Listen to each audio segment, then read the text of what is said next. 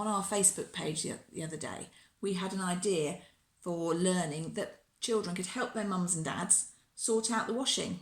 Well, this story reminds me of that activity. It's called Simon Sock.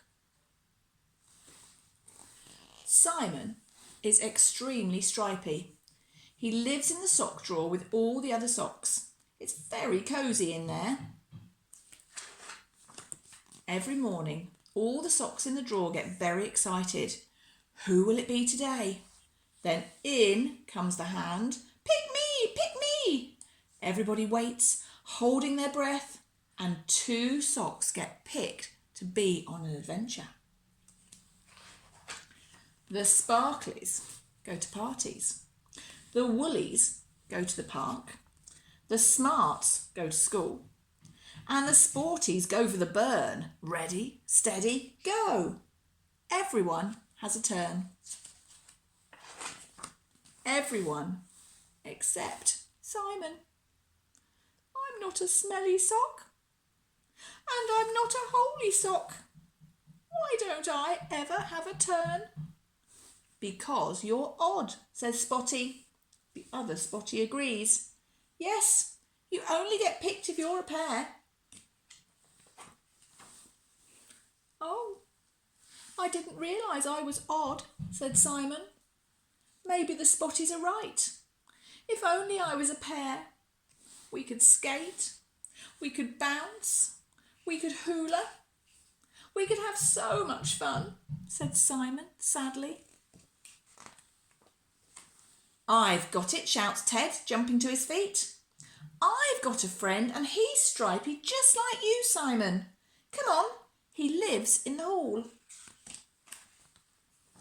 Simon, this is Alphonse. Alphonse, this is Simon. And everything was going well until in walked Petra. Oh, silly me, said Ted. I forgot they were already a pair. Don't worry though, Simon. I have another stripy friend. Simon, meet Shirley, said Ted hopefully. Shirley was very excited, but Simon was a little bit nervous. I'm not sure about this, Ted, said Simon. Squeeze. What about Desmond, said Ted. But Desmond just stared. He's not very chatty, is he, said Simon. No, not really, replied Ted, but we can't give up now. I have lots of stripy friends. What about Bobby? But I can't swim, whispered Simon. Deborah, the stripy bug. She's very tiny, Ted. I might step on her. What about Jeff, said Ted.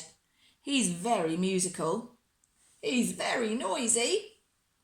Hattie? Too chatty. Trevor? No way.